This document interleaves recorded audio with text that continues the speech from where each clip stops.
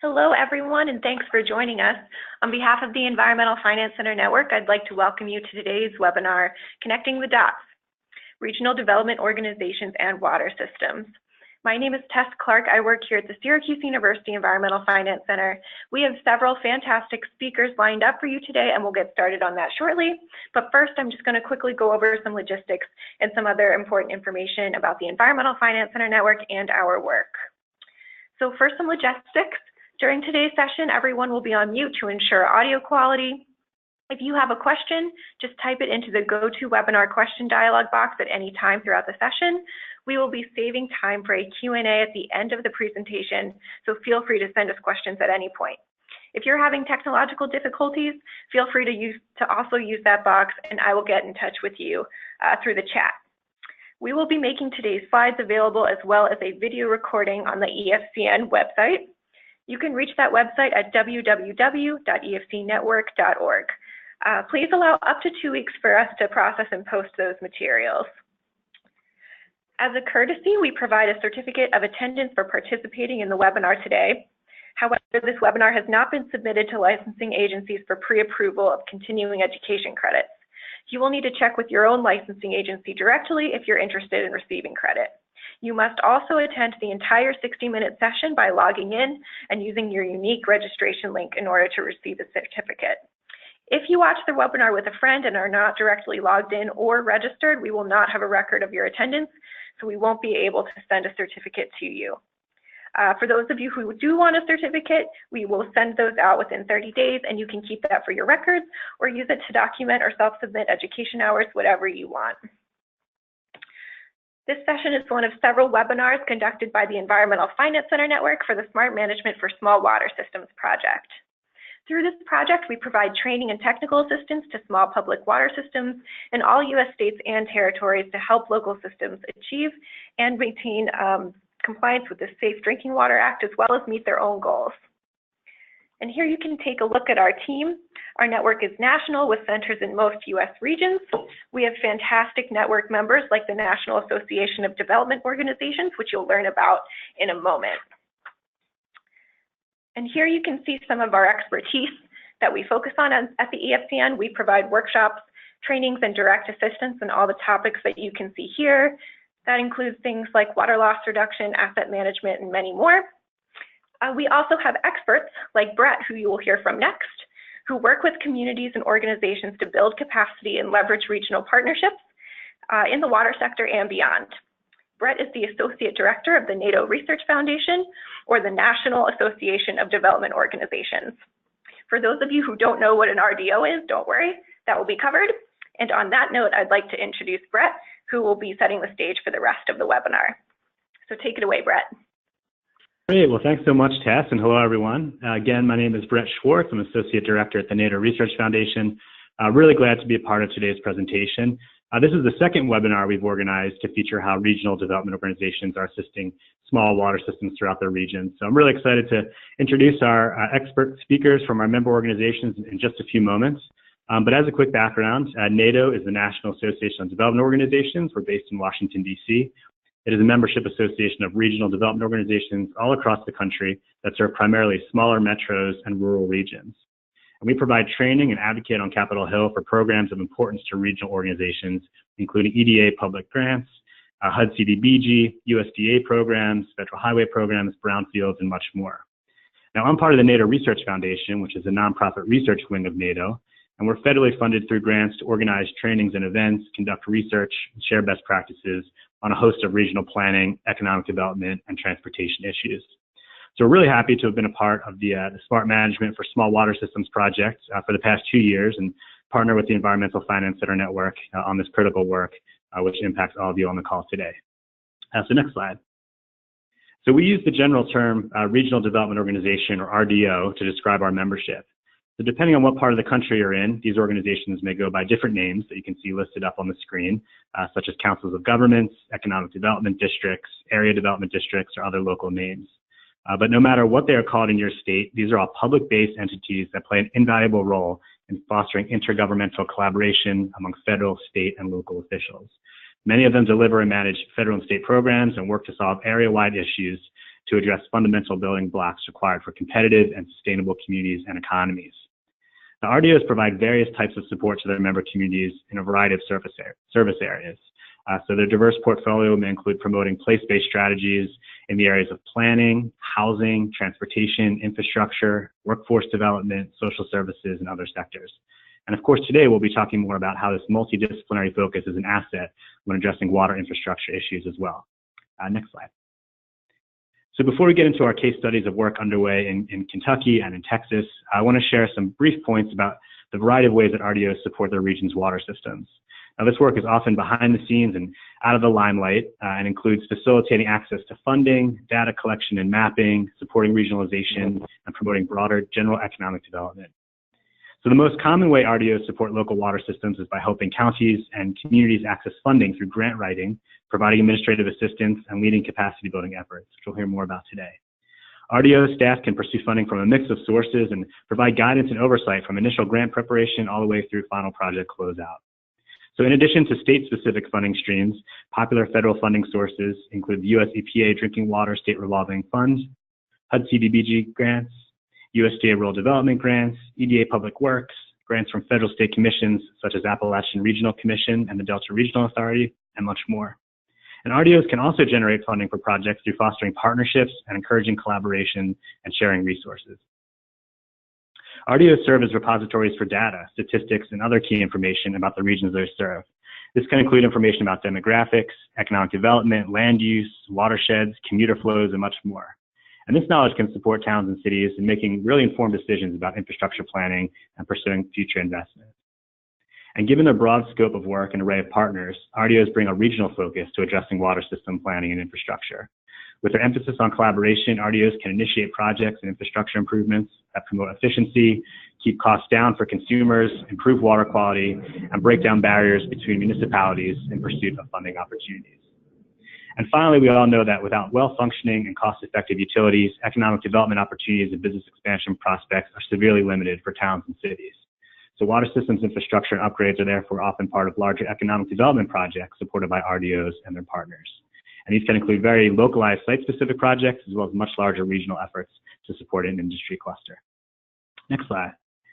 So if you're interested in learning more examples of how RDOs support water systems after this webinar, make sure to check out a blog post that we have at our website, as well as a webinar we did last year with RDOs located in New Mexico and Georgia that's archived at the EFCN website. And of course, please get in touch afterwards if you have any specific questions about regional development organizations or our work in general at NADO and the NADO Research Foundation. If you aren't already working with your local RDO on these issues, I really encourage you to do so and hope you'll understand why after hearing the presentations on this webinar. If you're unsure which RDO serves your region, please, of course, get in touch and I can connect you with staff there. And next slide. So with that, I'd like to introduce our speakers today from our member organizations who will be sharing with you some of the important work that they are doing in their regions to support water systems and infrastructure. You'll hear how their efforts are improving quality of life, protecting public health, and generating economic development opportunities and more in their local communities. So first, we'll hear a tag team presentation from Kentucky with David Duttlinger and Karyn Leverenz from the Bluegrass Area Development District, which is located in Lexington and represents 17 counties in central Kentucky. David is the executive director and Karyn is the water management manager. And then we'll jump over to Texas and hear from Kelly Davila from the South Plains Association of Governments, which is based in Lubbock and serves 15 counties in Northwest Texas. Kelly is the director of regional services and economic development there. So we'll hear our two presentations first, and then we'll do a Q&A at the end. But feel free to type in your questions and thoughts throughout using that chat function that Tess mentioned earlier. So once again, thanks so much for joining us for today's presentation. Really looking forward to it. And with that, I'll turn things over to David and Karyn to kick things off in Kentucky.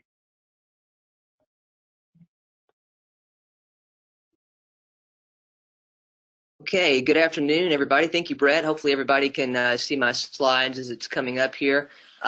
Appreciate the opportunity to be with everybody today. As Brett mentioned, I'm the executive director at the Bluegrass AB, but actually I started my role here in the same position that Karyn is in right now as the water management planner for Central Kentucky. We're going to go over a little bit of history of Kentucky's what's kind of referred to as the 2020 initiative, and we're going to talk a little bit about how the role that that the Bluegrass Area Development District, which is the name that we use here in Kentucky for our RDOs, the role that we've played in this initiative. So in 1996, a piece of legislation known as Senate Bill 409 was passed to fund water and wastewater projects in Kentucky. And Kentucky had just received a very large tobacco settlement fund, and the governor at the time was Governor Paul Patton, and he directed that the funds from that tobacco, or a large portion of the from that tobacco settlement, would be directed to the providing of infrastructure in rural areas in the state of Kentucky. And the goal was to eventually provide 100% public water to everybody in the state of Kentucky. And in doing so, he wanted the funds also to be used to establish water management planning councils at each of the area development districts. So the ads were very integral in terms of planning, creating these rural water plans, developing the funding packages for the providers and the distributors of the water. And you can see on the right-hand side of the screen, you can see the initial amount of money that was directed towards this initiative. And I'll just tell briefly a little background story on myself. So I was working as a design consultant in 1996 when this bill passed. And it was actually a really good time to be a design engineer because, as you can tell, a lot of money was being put into this infrastructure. And so I had just finished up a project in Campbellsburg, Kentucky, where we had done a new water tank for the Henry County Water District. And at the conclusion of that project, I was talking to the water district supervisor, and I was explaining to him that I had to go down the road to another city to help them with their water tank. But I realized that they also bought water from the place that I was just finishing up this project. And it occurred to me that it didn't really make sense to go down there and build another water tank because they would be able to use the existing one that we had just finished constructing. And I couldn't understand why they were wanting to do this. And Jimmy thought that was really funny. He was the supervisor for the water district. And it turns out the reason why was because as this funds came out, everybody was scrambling to get a hold of this money, but it wasn't necessarily the most efficient way to distribute it. And so that's when I redirected my career efforts and went back to school to get a master's in public administration, and then ended up landing a job at the Bluegrass Area Development District where I could work on these things. So in the process of going through this, we've been in it now for a little over 20 years, and the state of Kentucky is now at 97% public water service available to every resident in the state of Kentucky. And in the Bluegrass Area Development District, in the central part of Kentucky, it's closer to 99, a little bit over 99%. But in doing so and going through the creation of these plans and the funding of this infrastructure, it has created new challenges that we're currently dealing with and working on. One is that, you know, maybe another way of stating Governor Patton's public policy initiative, instead of stating that he wanted to bring water to every resident in the state of Kentucky, maybe he should have clarified and said he wants to bring cost-effective water to every person in the state of Kentucky. Because obviously when you get into more rural areas and you extend water lines out further, it becomes much more difficult to be able to meet water quality standards the longer these lines go out into rural areas. And the further they stretch, it requires the producers of that water to create overly pure water in order to be able to meet the water quality standards at the tap in these far to reach places. So you have to go through and look at things like disinfection byproducts. You have to consider chlorine residuals. You have to think about turbidity, and then of course pressure, and then maybe even flushing the lines at these far-reaching places to make sure that high water quality is met at the tap. And then of course, you know, once these projects are funded, we have to maintain that infrastructure, and it has to be appropriately depreciated, and we have to make sure that we are doing asset management so that when we get to the useful end of the life, that everything is still working. So some of these initial things that you see in the box on the right-hand side, the white, some of those things would be fully depreciated at this point because it's a little over 23 years. So depending on if it was a pump or if it was something mechanical, it probably has already reached its useful life. And so unless rates were set back in 1996 at a level that properly depreciated that asset, it could be that there are failing components now which won't have funds in order to be able to replace them. So then the other thing that happens is more and more people got into providing more water. They increased their plant sizes in order to be able to provide water and wholesale to these rural water providers. And then we even had in Kentucky, we had some private for-profit companies that were seeking to reach into new markets and acquire some of these rural water districts in order to expand their services and be able to increase the profit margin for their shareholders. So one of the things that we also have looked at is that sometimes economies of scale exist, but at the cost of local control. So as you get bigger and bigger and you consolidate some of these areas, what you end up facing is structural challenges on how you're going to be able to create a board that's going to be able to be responsive to the people who are buying the water that's out there.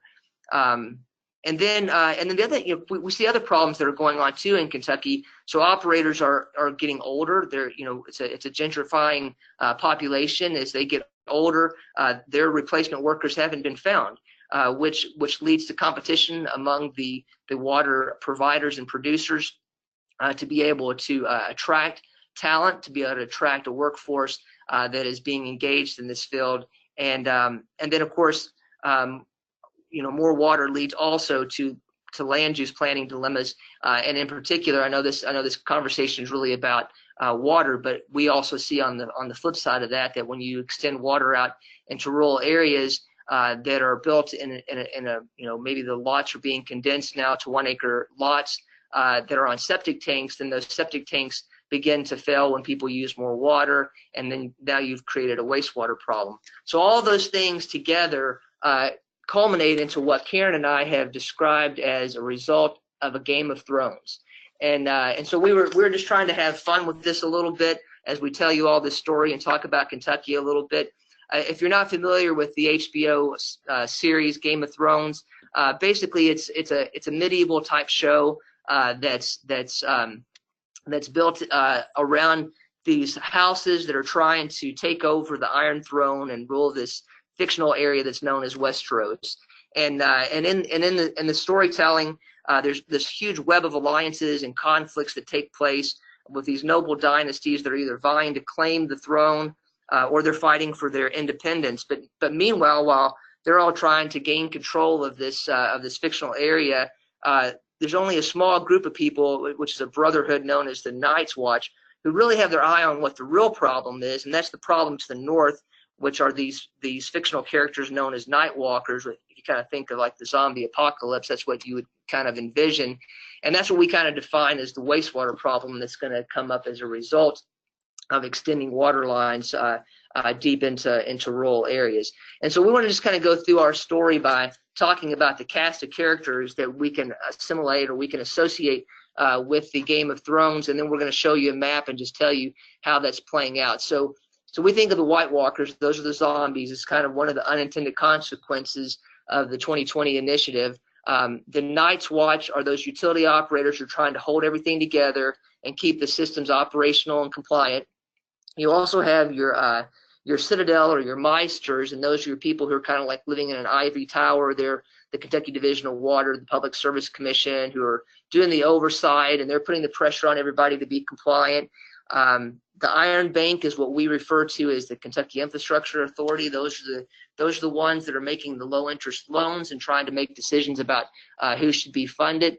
And then you have various houses, which kind of already mentioned, that are competing to be the provider. With one house in particular, the House of Lannister, being the Kentucky American Water Company, or a private sector company, and then they're all just kind of gaming to be able to see who's going to take control of these areas.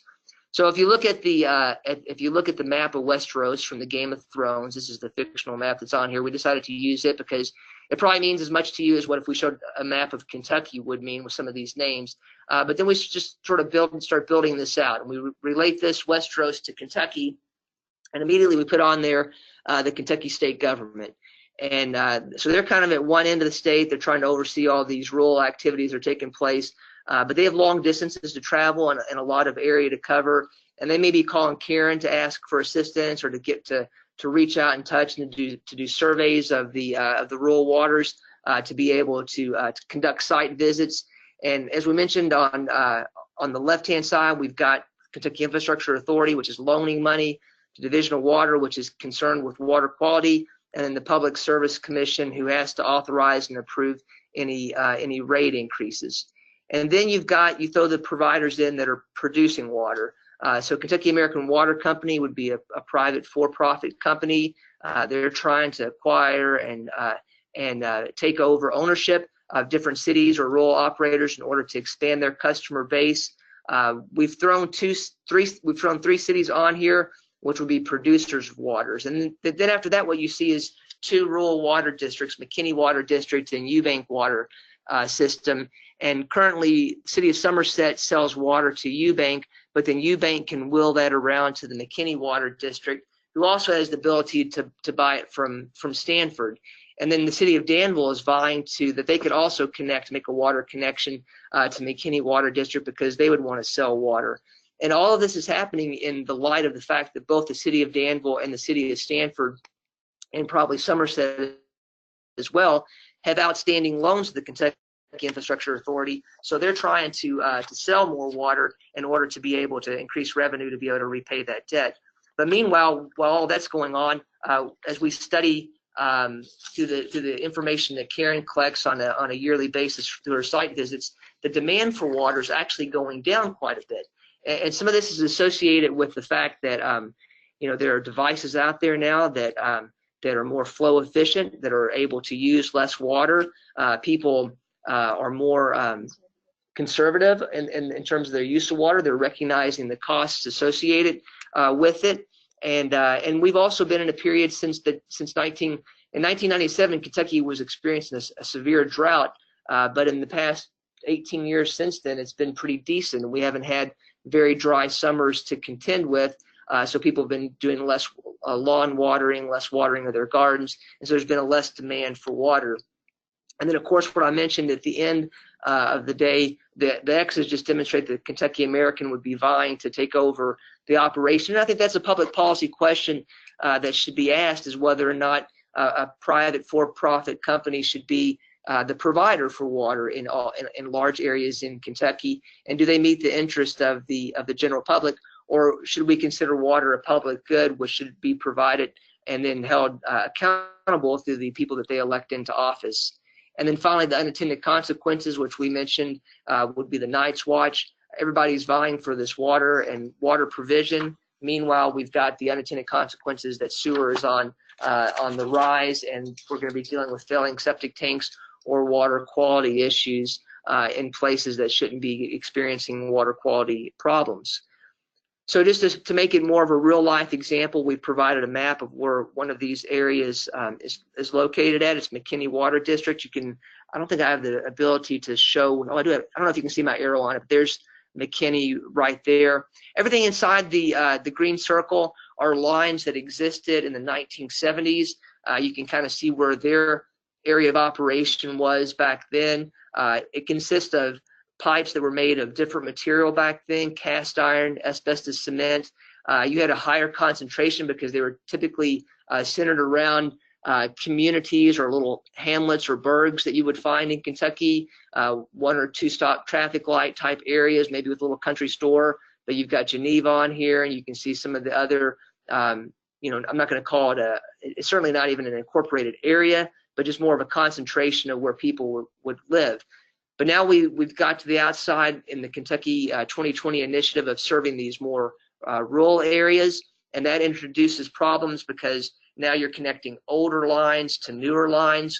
You may be thinking that you're connecting an 8-inch line to an 8-inch line, but in reality, that old 8-inch cast iron line that would be in McKinney would only have an effective inside diameter of maybe 4 inches or maybe even less. And so when you connect it to a bigger line, the water expands and the pressure drops, and so you have pressure problems, or maybe you even put so much pressure on some of the older lines that they start blowing out and failing, and then you've got a lot of service problems that you're dealing with. And then of course, from just a pure cost-effective perspective, as you get further out, there's less people per mile of line, so your cost of service goes way up, and that's both in terms of capital costs, in terms of putting the line in, but then also in terms of operation and maintenance, because now you have to go out and flush those lines and make sure that the turnover is appropriate so that you get the water quality standards that you're trying to achieve at the tap in these rural areas. So where do the where do the area development districts or the rural or the RDOs come into play? Well, one of the things that we do is we operate and maintain what's known in Kentucky as the Water Resource Information System. And this is an online database that is compiled for all of the utilities in Kentucky. It includes project profiles, mapping, utility system data, demographic information, financial data, operational data, asset management, and capital planning. And it's a useful tool so that we can make proper funding decisions. I kind of alluded to, I got into this business because when the Senate Bill 409 was initially passed, it wasn't really, thought through on how we would make those decisions, and so it's kind of just left to the legislators just to dole out the money. And so that the best projects weren't necessarily always chosen. So now we have criteria. We have cost-effective analysis that can be done to ensure that we're getting the biggest bang for our buck when projects are selected and chosen to be funded or partially funded, either with state money or with a compilation of state money and federal money. And then these are some dashboards from the WRIS that come out. The first one shows in the center the Bluegrass Area Development District region, which you can see is kind of centered around Lexington and Frankfort. And then you kind of get a summary of what our funding needs are for both water and wastewater. And what you can see on the left-hand side are the projects that are currently under constructed and the projects that have constructed. And then if I flip to the next screen, which shows you the statewide, you can see that there is a significant amount of needs for both water and wastewater, total of almost $5 billion worth of unfunded needs in water and wastewater infrastructure, and a large number of water and wastewater projects that are still to be worked on. And so in conclusion, what the area development districts have been doing in the state of Kentucky is we've been assisting with infrastructure planning. We utilize the water management councils, and Karyn's able to bring these utilities in so they can discuss and do peer review on projects, be able to do rankings of projects, discuss when it makes sense to consolidate or when it makes sense to regionalize a project. They can work towards asset management. They bring in guest speakers and engineers to talk about best management practice. They recognize and deal with sewer problems in advance. So she's had actually a working group of rural wastewater providers that are looking to be able to solve some of these things before it becomes a problem. And then of course she also looks at rate studies, which we talked about the need to appropriately depreciate projects and make sure that that they can be funded.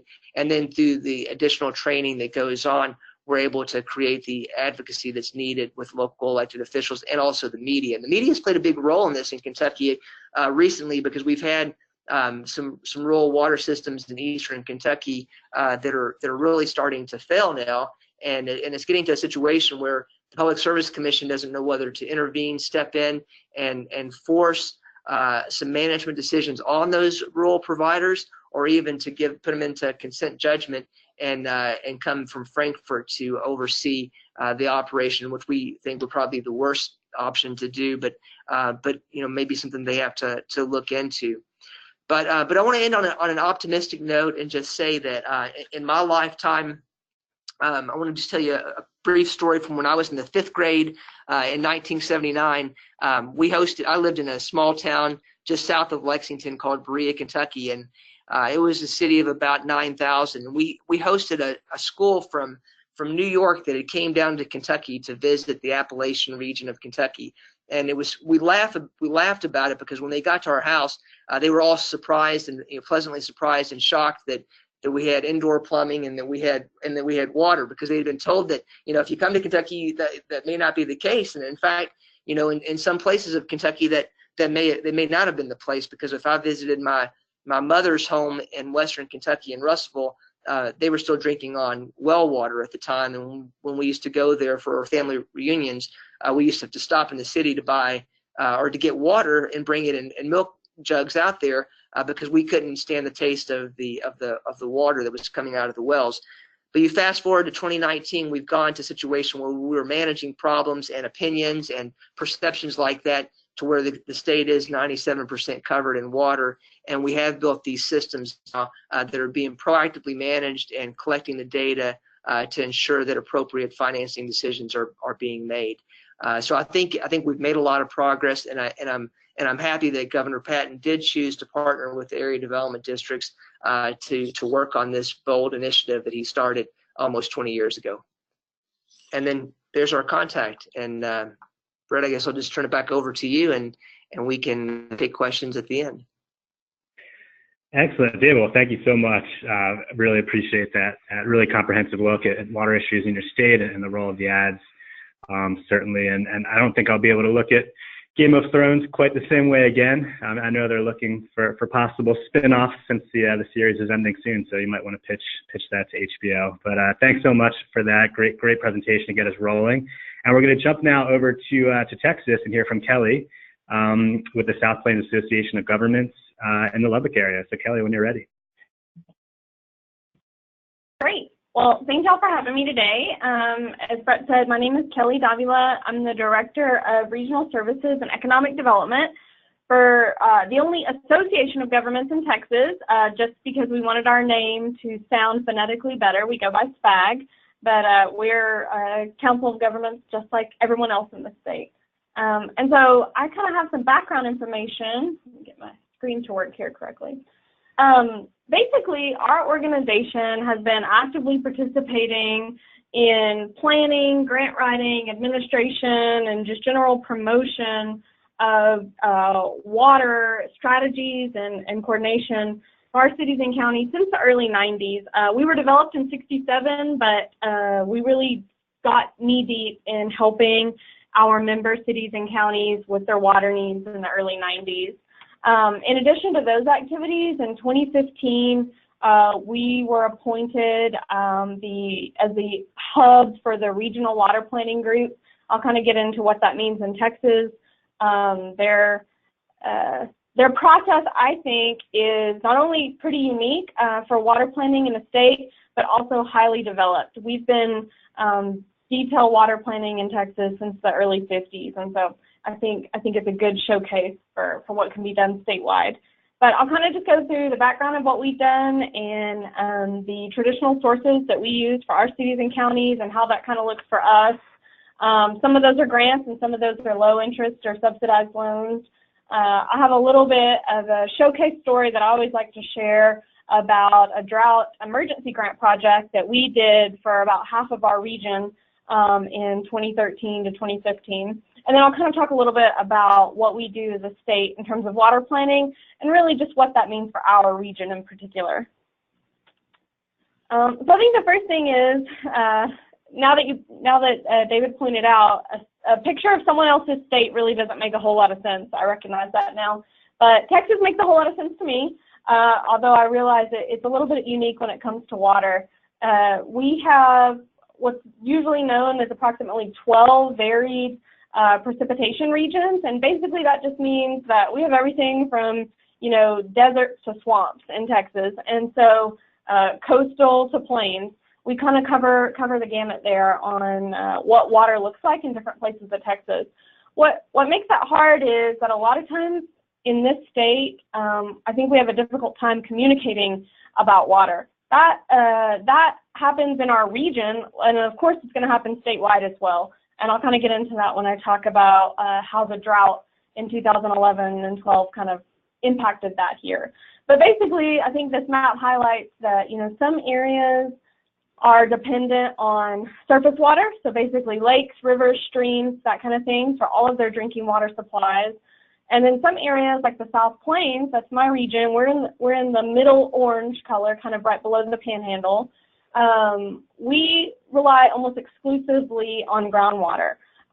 So we do have a couple of lakes, and surface water is used in a couple of our bigger cities like Lubbock, but everybody has some sort of surface water, and most of our rural communities rely exclusively on groundwater versus surface water. So that is something that we've had to really educate people across the state and of course across the country about, because groundwater is not necessarily what everyone is used to.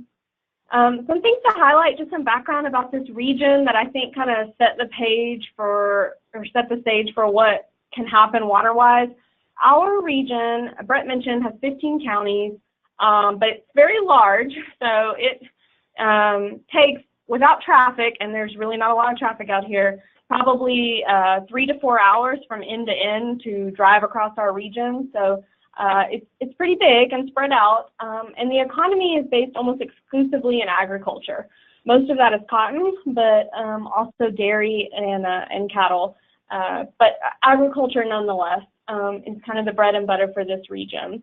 It has historically been pretty resistant to change, and I mean that in that, you know, if there are modern infrastructure improvements that could assist in water or wastewater projects for our municipalities, they have not always been really quick to jump on those bandwagons. They've kind of really held on to what always worked. But of course, sometimes when the environment changes a little bit, what always worked doesn't work anymore. And the culture in general is pretty averse to taxation, which I think is important because it kind of goes hand in hand with why we haven't been able to fix a lot of the water issues in our rural communities.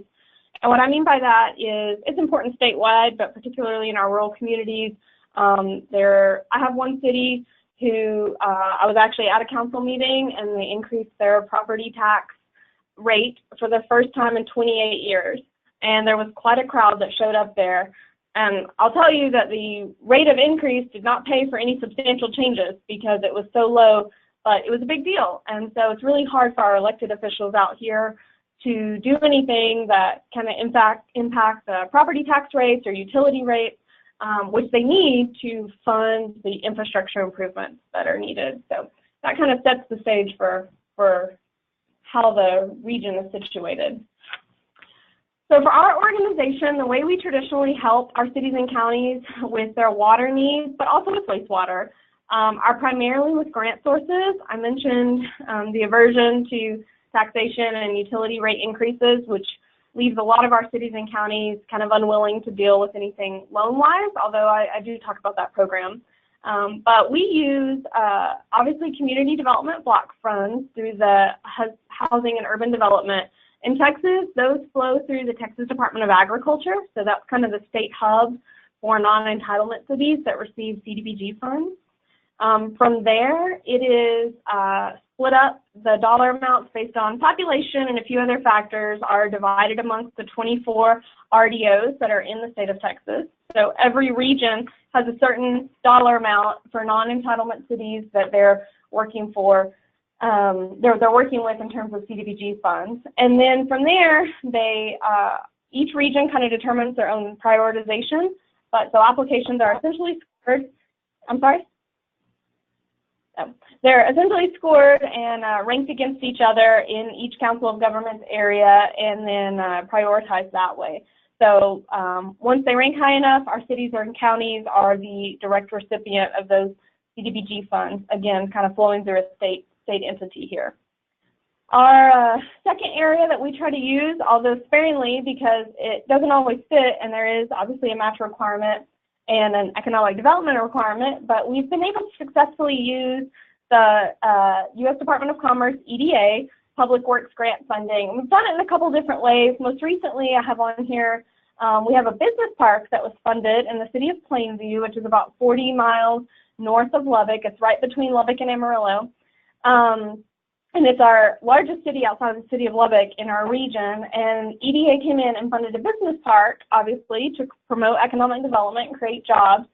But the number one thing that we needed out there to get that going, obviously, was infrastructure. So EDA has funded all of the water and wastewater infrastructure in this business park. And then we're still actually under construction, but I'm happy to report they already have one business that's already moved in and currently building a building and creating jobs. And that access to that infrastructure was really the critical piece to get that happening out there. So that is sometimes a way that EDA funds are able to work when it comes to water. We have done projects with the USDA. Again, a lot of those end up being loans, which is a little bit of an issue in our region, but we have done grant projects and helped our cities connect the dots with USDA. And then in Texas, we have what's called the Texas Water Development Board, and they are basically the recipient of the EPA Clean Water and Drinking Water State Revolving Funds from the US EPA. So they develop their programs, and cities and counties can utilize their programs for water and wastewater infrastructure. I kind of have just a setup just about them.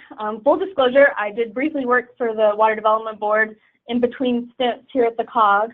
And so I really do think that the programs they have in Texas are well designed and well thought out. I think they work really well, and a lot of communities across the state have been able to use them. We are slowly getting to the point where more rural areas like my region in the South Plains started to come and understand the benefit of, you know, actually taking out a low interest or subsidized loan in order to fix long-standing water infrastructure issues. So again, like I said, the Texas Water Development Board receives the EPA grants directly for the state of Texas. They provide loans up to 30 years or the useful life of whatever's happening with the infrastructure. And that's to water providers in Texas, and at least in my region, primarily water providers are actual cities themselves. In unincorporated areas, we do have water supply corporations. And just like how the rain falls very differently across the state, water operators look very different across the state. So if you go to the Houston region, it looks nothing like it does in West Texas. So that kind of just varies pretty greatly. But they do have some good options. In 2015, in response to the drought that I'm about to talk about, the state legislature gave quite a large injection to the Texas Water Development Board to start what's called the State Water Implementation Fund for Texas, also known as SWIFT. It is low interest loans. They can be financed up to 30 years. They finance below prime, so it's a good deal for our cities and water providers. You'll know I have a bullet on here. They have to be identified in the regional water plan, and I'll kind of talk about what that is. And that's been a really great program that's been utilized throughout the state in response to infrastructure needs and responding in particular to drought, which is what it was designed for. And then Texas Water Development Board also uses a program called Economically Distressed Areas Program, or EDAP. And a lot of our cities and counties are unaware of this or forget about it because they're just so averse to the idea of taking out a loan. But if certain qualifications are met, a city or water provider can receive basically loan forgiveness. And it can be pretty substantial, sometimes 60 or 70% loan forgiveness, which is a good deal if you're overhauling a complete water system. So, and you can kind of see the requirements there. The kind of case study or the project that I forever like to talk about because I think it's so indicative of the way West Texas works is what we were able to do during the Texas Drought of Record. So essentially in mid to late 2010, it just stopped raining in Texas. Our area is pretty dry anyway. We don't get rain like they do in Houston or East Texas. So we were pretty used to that. But you can see one of my notes here, in 2011, Texas received a total rainfall of 14.8 inches. Obviously, that varied greatly. And in areas that are normally very wet, things begin to dry up very quickly. In areas that are usually dry, like my region, it was pretty bad. We had several years in a row of no measurable rainfall or very little measurable rainfall. And it lasted officially May 4th, 2010 through July 7th, 2015.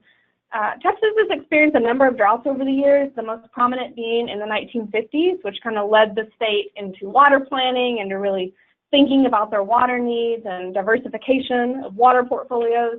But this drought in 2010 to 2015 really caught a lot of people off guard. I think there was a drought in the 90s that was pretty significant, although not as significant as the drought in the 50s. And unfortunately, people had just kind of stopped planning for it, particularly in rural communities. You know, anyone that works with a rural community, it doesn't matter which state it's in, you're dealing with population loss and tax base loss, and it's kind of an uphill battle. Who's going to run to be an elected official? What's their agenda? Do they want to fix anything or just kind of kick it down the road? And for our rural communities in particular, they were very caught off guard by this drought. Very quickly, we had a number of communities, particularly in the eastern part of our region. We have one water district that serves some rural communities that actually uses surface water. It's a lake that was constructed in the 1960s, particularly to serve water. It happens to be connected to my hometown of about 1,200 people, which is about 40 miles east of Lubbock. And in no time, early on in 2010, 2011, that lake began to run dry. The water district, it served 4 cities and then unincorporated residents in those same 4 different counties. And they did not have a backup plan. They had talked for years about having emergency water wells, which again, groundwater is pretty common out here, but they're a water district that treated lake water, so it wasn't exactly what they were designed to do. We were able to access a little over $4.5 million in grant funds by, basically building a project that involved every city and every county that had residents that were receiving water from this source. And in doing so, we were able to establish an entire well field for all of those communities. Our region is almost 500,000 in population, and this area, this particular water source, serves probably 10 to 12,000 people. So if you consider that the bulk of the population lives in Lubbock, that's a pretty significant portion of our rural population that was served by this water source. And so in obtaining those funds, there were quite a few hurdles. First of all, you had to get 3 different county governments, 4 different city governments to kind of all get on the same page. Everyone had to agree on an engineer. Everyone had to agree that we were even going to develop a well field. Some people were interested in emergency interconnects, although the expense of that to go, at that point in the drought, probably over 200 miles to try to find a water source was pretty significant.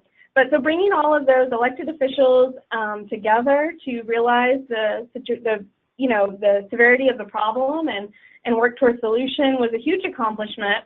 The second hurdle was convincing essentially our capital, our state officials in Austin, that groundwater could be an actual use of emergency funds during a drought. So again, if you live in an area of Texas where your primary water source is surface water, the instinct is to say, connect to the nearest lake or connect to the nearest city with their water source that isn't dry. And out here, that just doesn't work. And so we really had to educate folks in Austin as to how this region functioned and worked. And I do think they were very impressed by the regionalism that took place. At one point, we were down to less than about 45 days worth of water for that entire population. And so communities from other parts of the region started trucking in, essentially fire truck tankers full of water just to help prepare. And that was a really nice thing to see. Different parts of the region less impacted. Everyone was impacted by the drought, but less impacted to that severity, starting to work together. We were really proud of what we were able to do for our region and kind of replicated that as the drought continued. I'm happy to say now that lake is full. It has actually been raining in Texas, but I think more importantly, those involved and those officials were impacted to the point where planning is actually happening now for the future. We plan every 5 years in our water planning efforts for this same drought of record. So I think that the idea that we will not, be as unprepared in the future. Drought's going to happen again in Texas. It's a guarantee. So that was a good project. I mentioned, real quickly, state water planning. Texas began water planning statewide in the 1950s. It was a really good process, I think very unique, one of the first states to really implement water planning across the entire state, and they've been successfully doing it ever since. In the beginning, in the 1950s, the state of Texas created a water plan for the entire state, and they did that. So it was basically top-down. The state, they had a different name. It was basically engineers and legislators talking about what would be best water-wise for the entire state. And then in the 90s, legislation was passed that changed that to where it basically became a bottom-up approach to water planning. So what that means now is there are 16 planning areas. They don't exactly line up with our RDO boundaries, but pretty close across the state of Texas. And each one of those regions spends 5 years developing a 50-year water plan for the region. And then the state takes those 16 regional water plans and is able to effectively make a statewide water plan. So we spend 5 years planning for 50, and we do it continuously. So we're never not talking about water. Our region is called the Llano Estacado Regional Water Planning Group. It's also known as Region O on the Water Development Board's map. We cover 21 counties in the Southern High Plains. Interesting about our region, again, every region in Texas looks very different, but for water planning purposes, we are the largest agricultural producing region, so we're often called upon to plan for that as the extreme preparation for statewide water planning. We do handle all the administrative functions, and then as the RDO, and then coordination amongst our municipalities so they know about water planning and how they can be involved.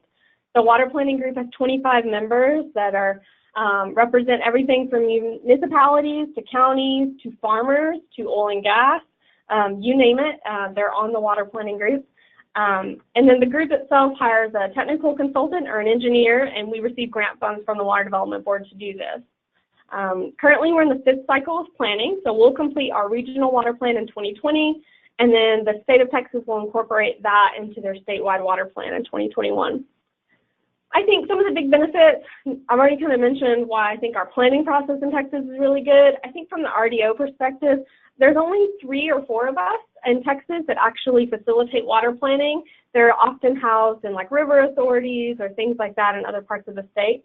But for those of us that do it, I do think, number one, it's that direct engagement with non-traditional water providers. So I'm primarily talking about farmers in my region, but also in industry. So mining, electrical, engineers, they all sit at that table. And we usually deal with cities and counties and elected officials. And so getting that feedback from, you know, essentially the public sector and, the private sector is really useful.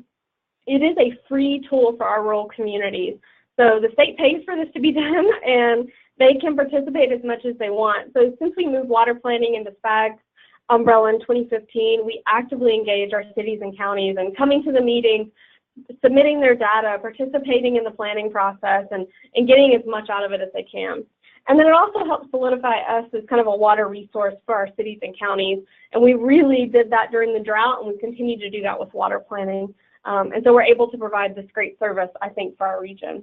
So that's a lot of information, and I think we're just about out of time. So I will turn it back over to Brett and everyone so that y'all can have questions. Excellent. Yeah, thanks, Kelly, so much. Really, really valuable material there. Appreciate it. And I appreciate you providing that kind of state, regional, and local perspective and the mix of work and resources that SPAG can provide. So yeah, we've got a few minutes left. Please type in your questions if you haven't already. And Tess, I'll turn it back over to you to see if anything's come through on the line for Q&A. Yes, great. So we actually have a couple questions. And I think the first one, any of you could really answer this, but maybe Brett, you might have a broader idea of, or a sense of how this happens on a national level. But the question is, do regional development organizations typically carry any debt for capital projects, or how does that work? Yeah, I'll turn it over to Kelly and David for kind of their perspective on that for local examples. Yeah, I would just say for us, pretty much every cog in Texas is a little bit different, but very few of us are this directly involved in water, but we don't actually participate usually in actual capital projects. So it's usually on the planning side or grant administration, grant writing. For example, on our Drought project, we wrote all of those grants and administered all of those grants for each city and county involved. But at the end of the day, those were their construction contracts to drill the water well. So we pretty much stay on the planning or administration side, at least here. Yeah, Kelly, it's the same for us in Kentucky as well. Same, very similar situation. We do get some planning dollars from the state, which we definitely are very appreciative of to run the Water Management Council. Initially, that was in order to develop our water plan basically for the region in order to figure out how everyone was going to be served. And then it kind of moved into that, from that to mapping, and then it morphed from mapping to asset management and to that water resource information system that we showed at the end. But we don't actually hold any of the dollars, any of the debt.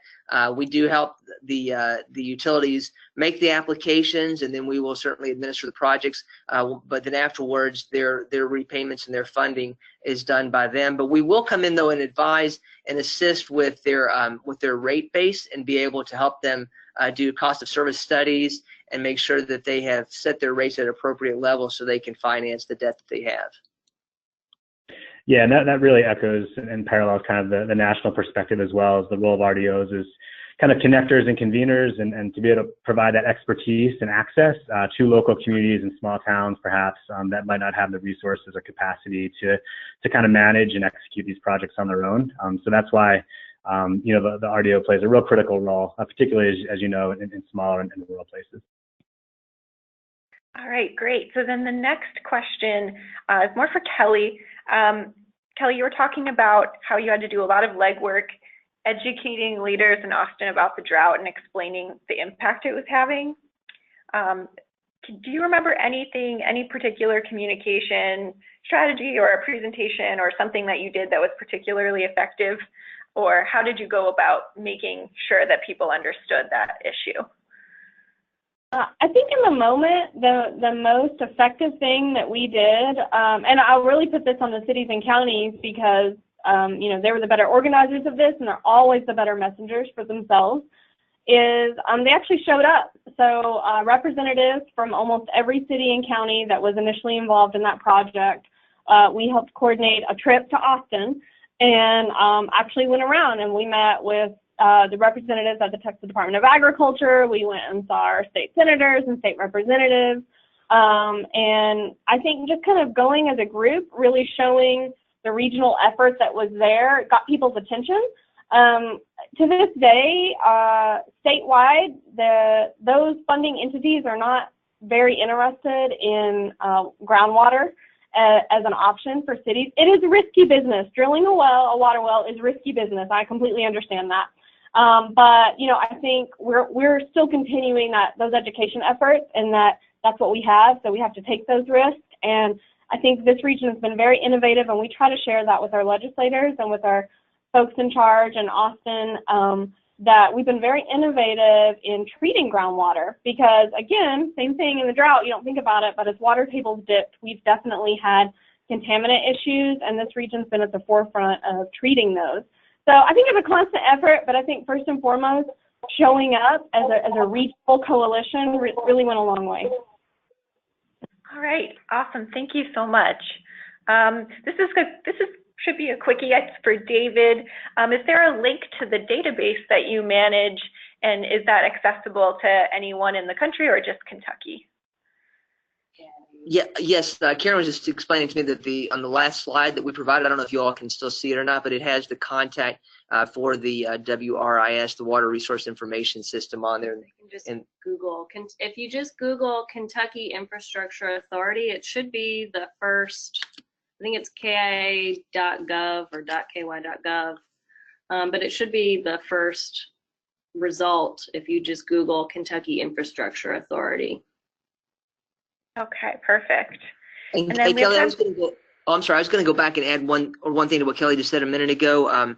With the elected officials and getting them involved. One thing that we did, which is certainly hopefully a good strategy that a lot of people might be able to utilize, is we built a rate book that we publish on an annual basis through the surveys that Karyn does, and with that being a desktop tool that the elected officials have, they can see what the water rates are in the adjacent counties or cities and water districts and associations. And it's much easier to make those tough political decisions about increasing rates when you can see what's already happening next door. And so sometimes that can be leveraged into being able to going forth and proposing that rate increase because you know that your neighbors have already had to go through that difficult process. Yeah, thank you so much. I can also include a link to it in our follow-up when we send out a link to the presentations and to the recording as well. And then this is just one last question. I think it applies to everyone, so maybe Brett can start and we can go around. But basically the question is, how are RDOs funded and how are staff positions funded at RDOs? Yeah, I would say, across the board, it's a mix of membership dues that local communities pay, as a part of the service region. And then, of course, also a variety of grant fundings, possibly foundation fundings as well. But David and Kelly, specific to your regions, you can certainly speak to what supports staffing. So Yeah. Oh, go ahead. Okay, no, I was going to say that, yeah, that's correct. The other thing that that we do in Kentucky is we get funds from the Economic Development Administration. So economic development is part of it. We get funds from Housing and Urban Development to write those CDBG grants that that Kelly was mentioning, and then we also get money from the Appalachian Regional Commission here in Kentucky, which certainly supports that as well. And those federal funds come into Kentucky to a state agency that's known as the Department for Local Government. And then our General Assembly provides through a line item in the budget the matching state dollars to go along with it. And we call that our joint funding agreement. And those monies then are given to each of the RDOs in Kentucky in a contract, which allows the planning efforts for our staff. Good. Yeah, I think I might want to move to Kentucky. We're, I think, a little bit more complicated, and Texas, everybody looks different. Again, there's 24 of us, and there's just a handful really that dive this deep into water. And so we look a little bit strange. The majority of our programs are grant funded, kind of like Brett said, but when it comes to my department, which is Regional Services and Economic Development, we look a little bit like a private business in that we don't get any money to write CDBG applications, but we are able to administer those and charge our cities and counties a fee that's built into the grant. So we actually enter into interlocal agreements with our cities and counties, and they pay us a fee for administering those projects. And those projects are usually 2 years long. So we generate revenue that way. We do have membership dues across the region. They're very, very little in terms of actual operational costs for our COGS. And then for water planning, same thing. The state gives us a grant to actually do the planning, but not any of the administrative legwork, so staff to work on it or anything like that. So we're able to hire an engineer, and that's mostly it. So we do have to collect separate dues for water planning, and we've been fortunate that our cities and counties have bought into that. We have an underground water district that is one of our bigger supporters, and then the city of Lubbock, which is the largest participant in that planning process. So those programs are pretty much self-funded. We do get a little bit of money from EDA as well on the economic development side. So we're kind of a weird mix of a few grants and a lot of internally generated revenue. Great. Well, I think that does it on questions. On that note, Brett, can I turn it back over to you to close us out for today? Yeah, well, I just want to thank you for guiding us through this webinar, and of course to David, Karyn, and Kelly for their really excellent presentations and kind of deep dives into what's happening in their states and their communities. And just to all of you on the call, many of you, if not all of you, have a similar organization representing your region to what you heard today from Bluegrass Ad and from SPAG. So really encourage you to reach out to those that are supporting your region on water systems and economic development and housing, transportation, a whole host of areas to support local communities and counties with these issues. So again, if you're not quite sure who or which RDO services your county or municipality, certainly reach out to me, and I can definitely connect you with staff there. But yeah, again, thanks again to David, Karyn, and Kelly. This is really interesting, and please share this information with others. The recording will be up shortly as well. So thanks again for tuning in. Great. Thanks, everyone.